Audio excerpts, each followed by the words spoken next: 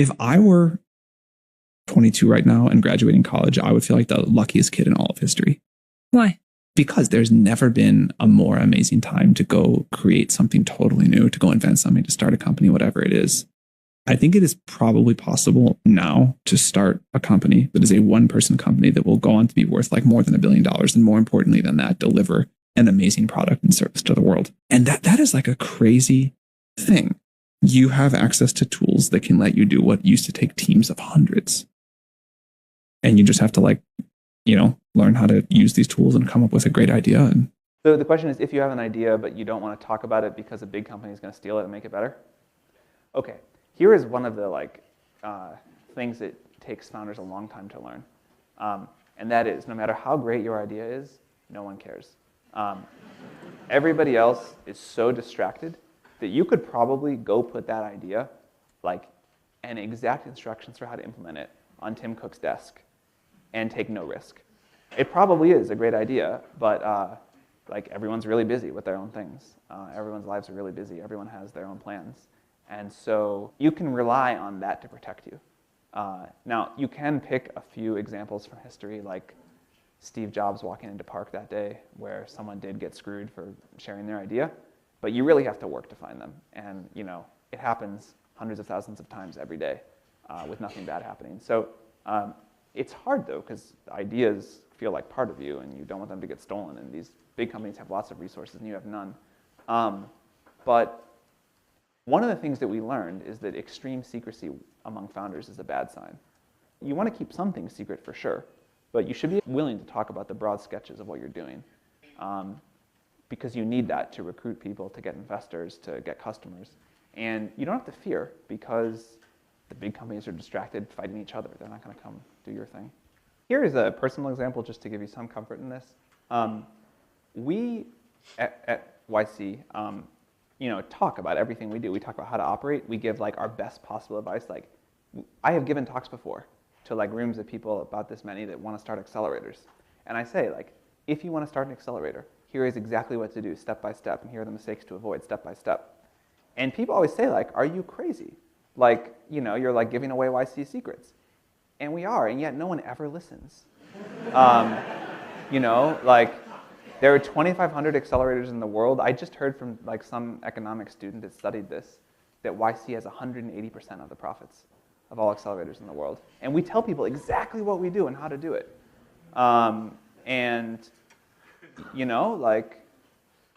People don't listen. Or people are worried that they're doing things their own way. So I think it was hard for me to learn this lesson of not fearing this. But I think in general, maybe don't give away the most important kernel, the cotter pin, but don't be afraid of telling people what you do. How do you think about the idea of taking risks in your career, and how should people think about it maybe differently than they currently do? Well, yeah, I think people have terrible risk calculus in general. Even people who try to be really good about this are bad at it. The answer, I think, is almost always A, you're wrong about what is risky and what is not risky. And B, most people don't take enough risk, especially early in your career. Being young and unknown and poor, that is actually a great gift in terms of the amount of risk you can take. And I think people don't capitalize on that enough. I think what risk actually looks like is not doing something that you will then spend the rest of your life regretting. And there's a quote, people regret way more the things they didn't do than things that they did do. So if you really believe in something, there's an idea that you're super passionate about, and you take a calculated risk to start a company, realizing you may forgo a couple of years of steady income at another job, and whatever else, and maybe people call you a failure or whatever, that's a great risk to take. And if you don't take that risk, I think you have a very high chance that you end up regretting that. I think the wrong kind of risk to take is where people don't actually do things or don't commit to something because they don't want to fail, and they overrate the risk of failure and the reputation damage or embarrassment or whatever. I think one really important thing to strive for in your career is to be a doer, not a talker. And the reason that people don't do stuff, one is it's hard, and two is it's risky. And so you have these people that, want to dabble in a bunch of different projects, but never be all in on one. And I think it's this combination of work and risk. And it's, I think that's really bad. I think history belongs to the doers. And I think you should take a risk, actually do something. Don't just sit around and talk and organize and bring together groups and go to thought leadership conferences and whatever it is these people spend their time on other than actually building something. And just take the risk of committing to what you have conviction on.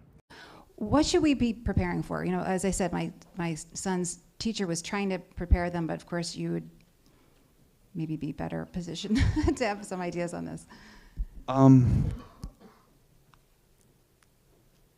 Resilience, adaptability, ability to learn new things quickly, creativity, although it'll be aided creativity. Well, and aided learning things quickly. I mean, I feel like my for kids sure. are... In some sense, before Google came along, there was a bunch of things that we learned. Memorizing facts was really important. And that changed. Yeah. And now I think learning will change again. And we'll probably adapt faster than we think. In terms of getting those users, everyone thinks that they're just going to put up this website, tell one person about it, and it's going to take off like wildfire. That's not what usually happens. So there are 4 common strategies to get your first 100 users. I'm going to go through them in order of roughly best to worst. You can email people you already know, and you can ask them to be your customers. You can call in all the favors with anyone you can think of, someone you took a random class with, someone you were friends with in high school. You should actually, if it's a paid product, you should actually charge. This is important. Remember, people are going to be inclined to do you favors. They're going to be too nice in what they tell you. So if it's a paid product, charge them. Another strategy is to research people that you think might use your product and then email them or whatever and ask them to try it. Conversion rates here are low, maybe 2-3%, so you'll have to do this to more. But you can send targeted emails and say, hey, I just made this new product. I'd really appreciate if you would try it out. Most people want to be helpful. They probably will. You can do social media, Hacker News, forums, press, whatever. If this is going to be your growth strategy, you need to figure out a way for it to be ongoing, not a one big pop and then go away. Most people who do this find that it works once. Then they call up the journalist and say, will you write about me again? And the journalist says, anything changed? No, but I really need users. Will you please write? The journalist still says no. Airbnb is an example of a company that made this work as an ongoing process. And they would do the craziest things. They just kept coming up with press stunt after press stunt. They would mail journalists giant boxes of cereal so they got on their desk. And they were able to get it to keep going. But that's hard. And finally, the laziest and least impressive thing you can do is to just buy ads on Facebook or Google and point people to your website. This is not what I recommend. I don't know of any startup that's gotten big starting this way. I include it because it's the idea that most people try. So since you were, as long as, you've grown up and certainly through your 20s and now, you've worked incredibly hard. And I know that a lot of the people around you have worked very hard. What's sort of the advice or the way that you think about your work-life balance in your 20s? And what do you recommend to people who want to do these things and also want to, experience their 20s? Well, I don't think I work as hard as a lot of people. I think I do work pretty hard. But I'd say it's really, I think it's compound interest is a good metaphor here. If you work really hard at the beginning of your career and you get a little bit better at what you do every day, every week, every year, and you learn more and you meet more people and you just get more done, there's a compound effect. And it's far better to put that time in at the beginning of your career than at the end, because if you do it at the beginning, you get to benefit from it, for the rest of the time you work. So, one thing I always try to do is meet every person I had time for, go to everything I could, and just spend a little bit more time trying to learn and get better at what I do. And I think that is really valuable. The beginning of your career, I think in terms of setting the trajectory that the rest of your career follows is the most valuable time. And so obviously you don't want to work all the time because your 20s are your 20s. But I do think you want to work harder than most people think you should. And I think that if you do that, you tend to benefit from it later. Life is super unfair. Sometimes you also just get unlucky. And so all you can do is kind of maximize chances there. But I do think that working hard early in your career to get the leverage and the compounding effects is underrated and one of the most valuable pieces of advice that I never got. Willingness to be misunderstood for a long period of time. The best companies are not the ones that are the most fashionable. Probably this means that starting a AI application company today is not the best thing to do because everybody else is doing it. That's a little sad. But maybe AI is just so big and so powerful, it still is the best thing to do. But founders that have like deeply held conviction and are willing to commit for a long time without a lot of positive external reinforcement, that's a huge deal. Founders, so like true, genuine, internally driven commitment, super, super powerful. Obsession with a problem and the ability to like just grind it out for a long time on this internal drive, super powerful. Clear communication is a really important skill.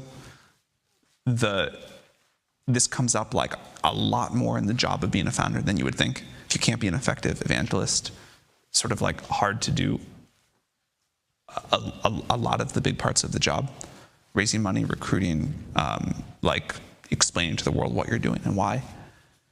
I guess those are like something this one I could do for like 3 hours, so I'll make myself stop there. Is surrounding yourself with people who will make you more ambitious, make you more inquisitive, shift your perspective more. Is really important. And like basically all people, almost like 98% of people in the world will try to pull you back and say, it seems a little bit too crazy, a little bit too out there, a little bit too ambitious. Yeah. Almost everyone wants you to be average because it fits their framework. Yeah. It's more comfortable. I think of writing as sort of like externalized thinking. I still, if I have like a very hard problem or if I feel a little bit confused about something, have not found anything better to do than to like sit down and make myself write it out. Write out like what I'm, how I'm thinking about it, what I think somebody should be, try to like figure out how to explain it to myself or to somebody else. So I think it's just like, it is a super powerful thinking tool. I write things down for myself, or for the most, and for like private groups the second most, and public at this point very rarely. What are the different parameters of clear communication? There's sort of the sloganeering, there is a good tagline, there's also the depth, the idea maze. Yeah, actually, I think clear communication is very much less important and very much downstream of actually clear thinking. So if you know what you're going to do, if you've like figured out how to like reduce that to the essence of why it's a good idea and what the plan is going to be, what the priorities are going to be, then communicating clearly about that is not so hard. But getting clear about the actual ideas is really hard. And so I think unclear communication is a symptom of unfocused thinking for the most part. Napoleon. He has a line about the importance of clear directives, clear communication, because when you're on the battlefield, you need to be able to articulate things simply and have alignment for the team. Lots of similarities with what you're saying. I mean, I don't think that's just Napoleon. I think that, as I understand it, I haven't studied a lot of military history, but that's like a pretty common refrain. Like that seems to have been borne out by history. But I also think that's like borne out in business, that clarity, speed, quality of execution, all linked. They are sitting where you were back in 2005. What would you say to, the Sam Altman from that time? Given what all the things you've seen, all the things you've learned since, like what are the things that you're most surprised you didn't know that, it just took, you've been through it, you've done it. I wish someone had like taught me the importance of like conviction and resilience over a long period of time. People don't really talk about how hard that is. It's like easier for a little while, but your reserves kind of like wear down on it, and how to keep that going for a long period of time.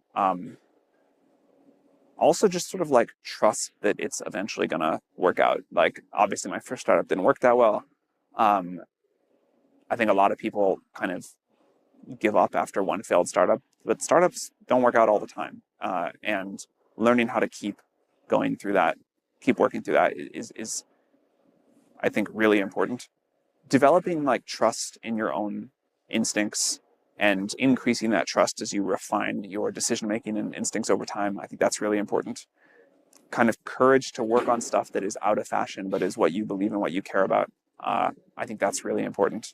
I had a kid recently, and the thing everyone tells you when you have a kid is that it is the best thing you will ever do, but also it is the hardest thing you will ever do. Like the good parts are much better than you can imagine. The hard parts are much harder. That is all totally true.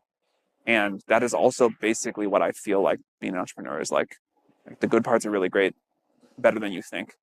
And the hard parts are like shockingly much harder than anyone can express in a way that makes any sense to you, and you have to just keep going.